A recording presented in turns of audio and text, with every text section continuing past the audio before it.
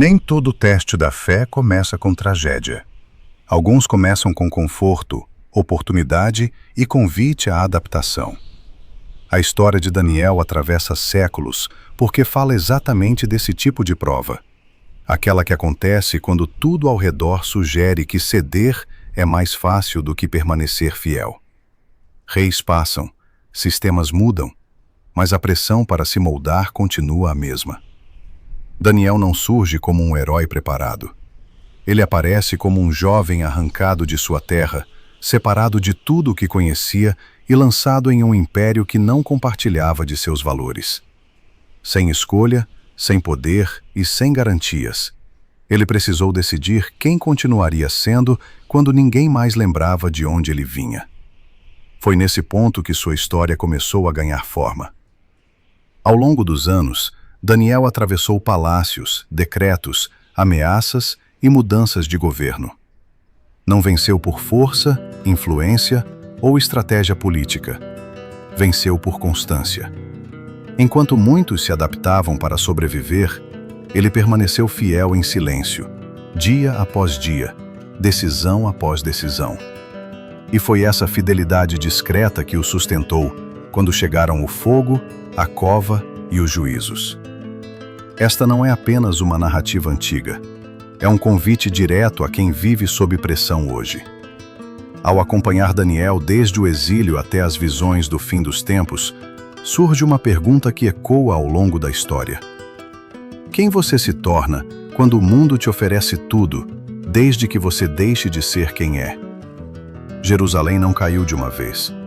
Antes das muralhas ruírem, algo já estava quebrado por dentro. O povo havia se afastado, os avisos foram ignorados, e quando o exército babilônico entrou na cidade, não levou apenas tesouros. Levou histórias, memórias, famílias inteiras. Daniel estava entre os jovens escolhidos para o exílio, não por acaso, mas porque o império sabia exatamente quem deveria ser levado.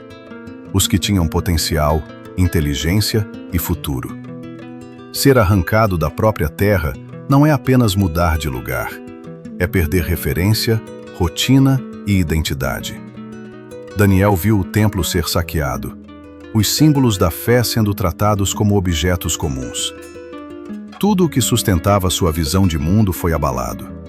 Não houve tempo para luto prolongado. O exílio não dá espaço para processar a dor. Ele exige adaptação imediata. É nesse ambiente que muitos abandonam o que acreditam para sobreviver. O caminho até a Babilônia foi longo, silencioso e marcado pela incerteza. Cada passo para longe de Jerusalém era um passo em direção ao desconhecido. Daniel não sabia se voltaria, não sabia se viveria. O que ele sabia era o que havia aprendido desde cedo. A fé que agora precisava sustentá-lo não vinha de rituais no templo, mas de convicções guardadas no coração. Quando tudo externo desaparece, sobra apenas aquilo que foi realmente internalizado. É aqui que algo fundamental acontece. A fé de Daniel deixa de ser herdada e passa a ser pessoal. Sem altar, sem sacerdote e sem proteção, ele começa a descobrir que Deus não estava preso às pedras de Jerusalém. Essa percepção muda tudo. Porque, a partir desse ponto, a história deixa de ser sobre perda e passa a ser sobre identidade. E o próximo passo do império mostraria claramente qual era o verdadeiro alvo daquela conquista. Quando Daniel chegou à Babilônia, o império não começou com correntes ou castigos.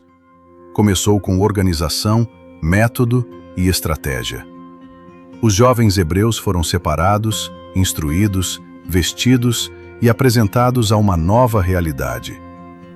Não era apenas um programa de adaptação cultural, era um processo de reprogramação. Antes de exigir lealdade, Babilônia precisava redefinir quem eles acreditavam ser. A primeira mudança foi o nome. Daniel, que significava Deus é meu juiz, passou a ser chamado de Beltesazar, um nome ligado aos deuses babilônicos. O mesmo aconteceu com seus amigos. Mudar o nome era mais do que uma formalidade administrativa. Era uma tentativa clara de transferir identidade, autoridade e pertencimento. Quem controla o nome tenta controlar a história e o destino. Isso ainda acontece de formas diferentes. Pessoas mudam valores para manter posições, ajustam convicções para não perder espaço, silenciam crenças para evitar conflito. O ambiente vai moldando aos poucos, sem violência aparente. A pressão não vem com ameaças diretas, mas com recompensas sutis. A pergunta não é: no que você acredita? Mas, até onde você está disposto a ir para permanecer aqui? Daniel aceitou aprender a língua, estudar a cultura e servir no palácio. Mas algo permaneceu intacto. O império podia chamar como quisesse, mas não podia redefinir quem ele era diante de Deus. Essa distinção silenciosa foi essencial, porque o próximo desafio não envolveria nomes ou palavras, mas escolhas diárias que pareceriam pequenas, quase insignificantes, mas carregavam um peso muito maior do que aparentavam. A verdadeira pressão não veio com ameaças, mas com uma mesa farta. O rei determinou que os jovens escolhidos se alimentassem dos melhores manjares do palácio. Nada parecia errado à primeira vista. Era comida boa, abundante, sinal de favor e promoção. Para muitos, aquilo soaria como vitória. Para Daniel, era um teste silencioso, daqueles que quase ninguém percebe, mas que definem o rumo de uma vida inteira. Não se tratava apenas de alimentação. Aquela comida estava ligada a práticas que contrariavam suas convicções. Misturava idolatria, dependência do sistema e gratidão a deuses que ele não servia. Daniel entendeu algo que poucos percebem. Grandes quedas quase sempre começam em concessões pequenas. O que parece detalhe hoje, vira direção amanhã.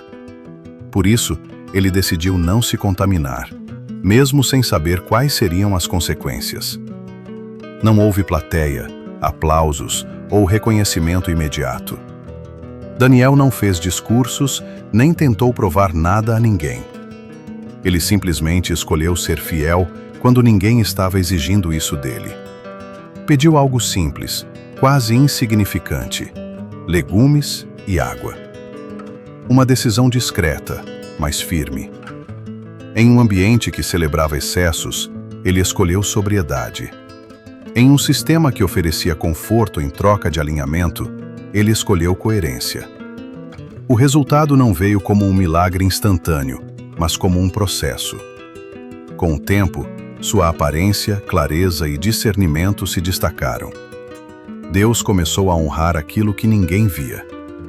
Essa etapa foi decisiva, porque preparou Daniel para momentos em que não haveria espaço para escolhas pequenas. Em breve, ele seria lançado em uma situação onde não bastaria resistir em silêncio. Seria preciso carregar convicção quando a vida de todos estivesse em jogo. O momento chegou sem aviso. Nabucodonosor teve um sonho que o deixou inquieto, perturbado por algo que ele não conseguia explicar. O problema não era apenas entender o significado, mas lembrar do próprio sonho.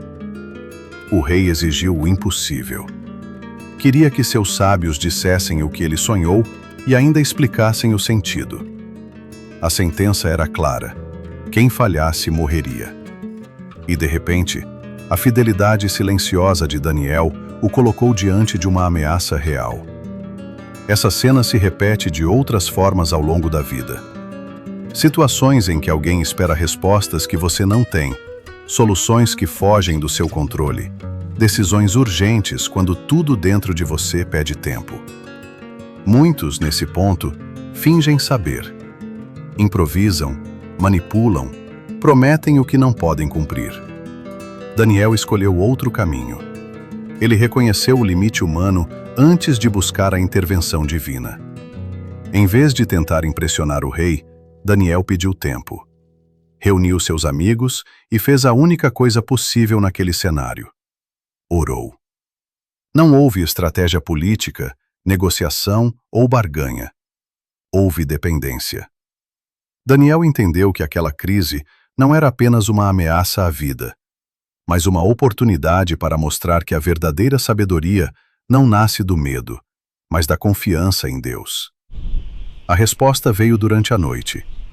O sonho foi revelado, junto com seu significado.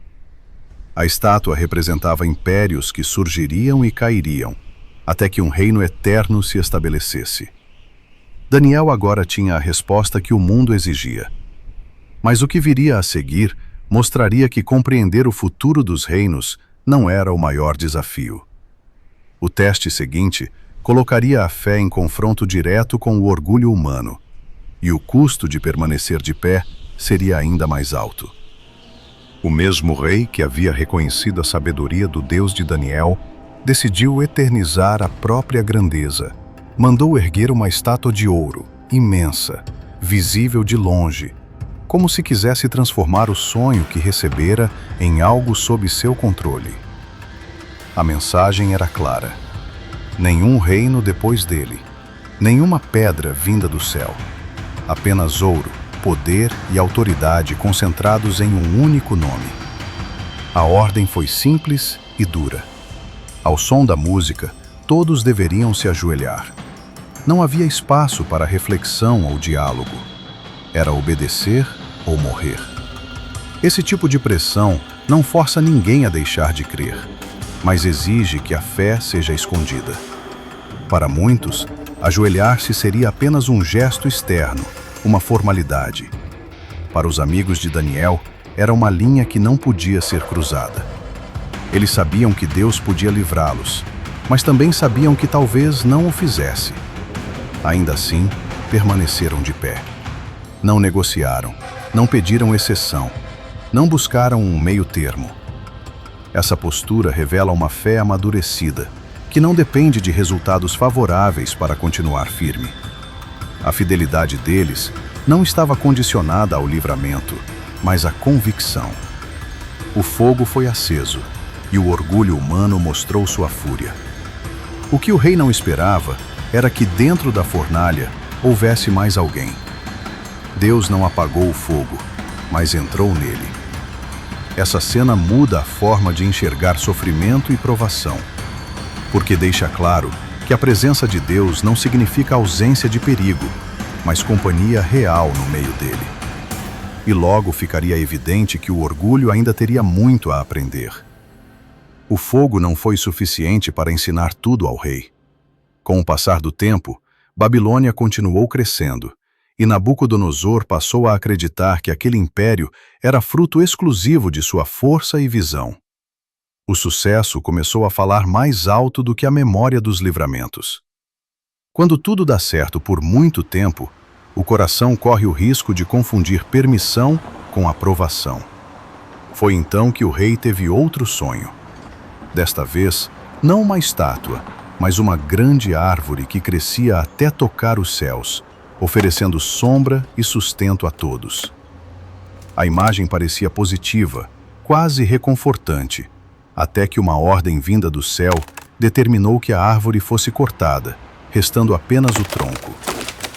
Ao ouvir o sonho, Daniel ficou em silêncio por um instante. Ele sabia que a mensagem não era fácil, nem para quem ouvia, nem para quem transmitia. Daniel explicou que a árvore representava o próprio rei. Sua grandeza era real, mas não eterna. O aviso era claro. Se o orgulho continuasse governando, a razão seria retirada, e o homem mais poderoso da terra viveria como um animal, até reconhecer quem realmente governa os reinos. Não era uma sentença imediata, mas um chamado ao arrependimento. Ainda havia tempo para mudar de direção. O aviso foi ignorado. Meses depois, ao caminhar pelo palácio e contemplar a cidade, o rei declarou que tudo aquilo existia para a glória de sua majestade. Naquele instante, a palavra se cumpriu. Ele perdeu a razão, foi afastado do trono e viveu como um animal por um longo período. Essa queda ensina algo essencial. Quando o orgulho cresce sem freio, a perda não é apenas de posição, mas de lucidez. E o próximo capítulo mostraria que nem todos aprendem com a queda dos que vieram antes. O tempo passou, e um novo rei ocupou o trono da Babilônia. Belsazar herdou o império, mas não herdou a humildade. Ele conhecia a história de Nabucodonosor, sabia como o orgulho havia derrubado seu antecessor, mas escolheu ignorar esse passado. Em vez de aprender, decidiu celebrar. Enquanto inimigos cercavam a cidade, ele organizou uma grande festa dentro do palácio, como se nada pudesse ameaçar aquele reino. O ambiente era de excesso. Vinho, música e risos preenchiam o salão. Em um gesto de afronta, Belsazar mandou trazer os utensílios sagrados do Templo de Jerusalém para serem usados ali.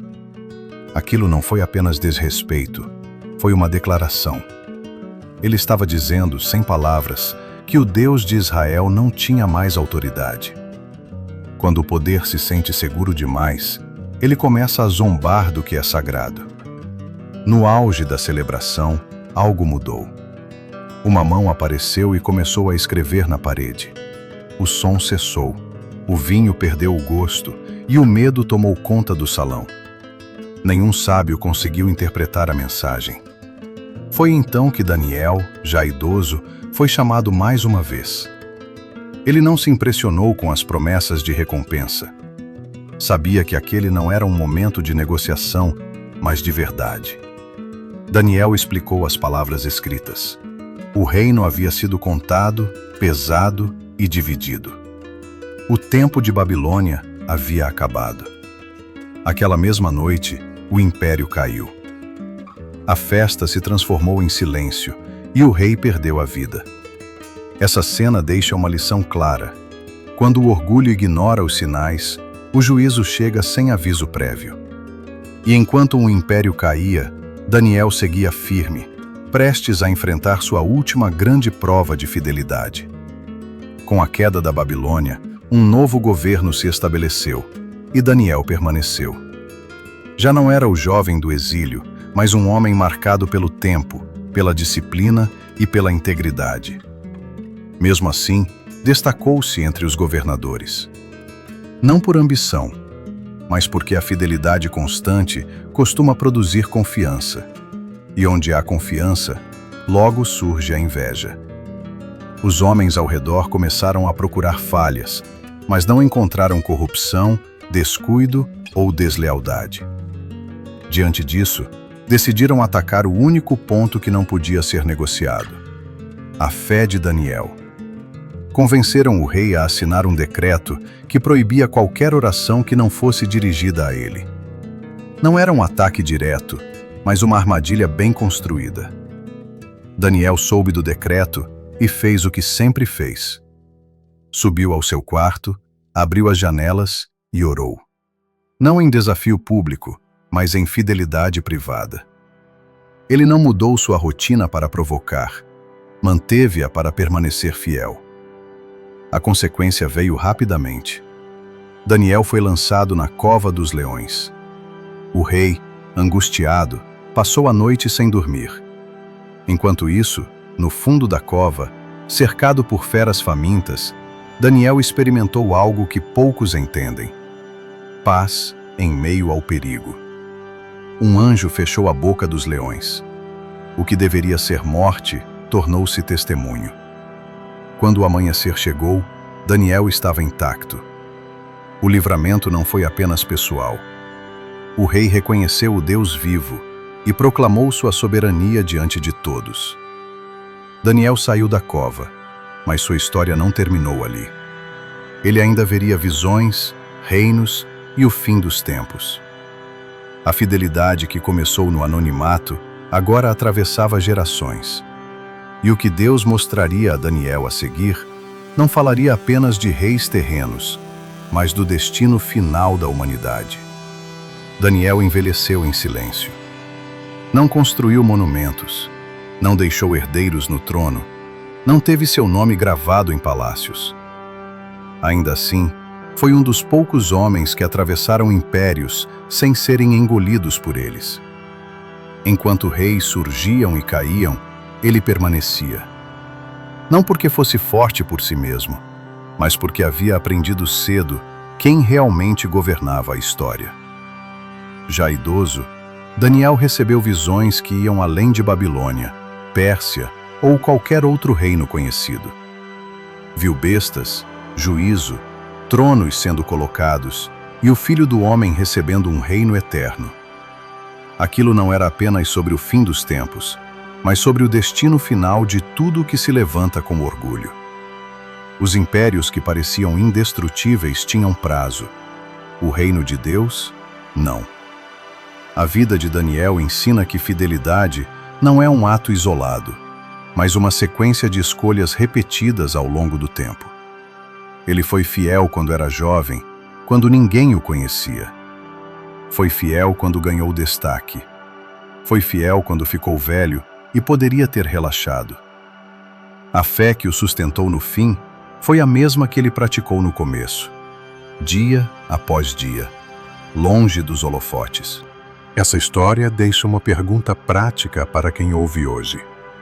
Em um mundo que muda rápido, pressiona, oferece atalhos e cobra adaptação constante, quem governa suas decisões? Daniel mostra que é possível viver em qualquer sistema sem permitir que ele viva dentro de você. Porque no fim, tudo o que não é eterno passa. Só permanece aquilo que foi construído sobre fidelidade. Se essa história falou com você, não deixe que ela termine aqui. Pense nas áreas da sua vida onde a pressão para ceder é silenciosa, mas constante. Aplique a fidelidade de Daniel nas pequenas decisões, porque são elas que sustentam você quando chegam os grandes testes. Se este conteúdo te ajudou, curta o vídeo, inscreva-se no canal e ative as notificações para continuar acompanhando histórias que fortalecem a fé e trazem clareza para a vida prática. Compartilhe com alguém que esteja passando por pressão, dúvida ou cansaço. Às vezes, uma história chega exatamente no momento certo.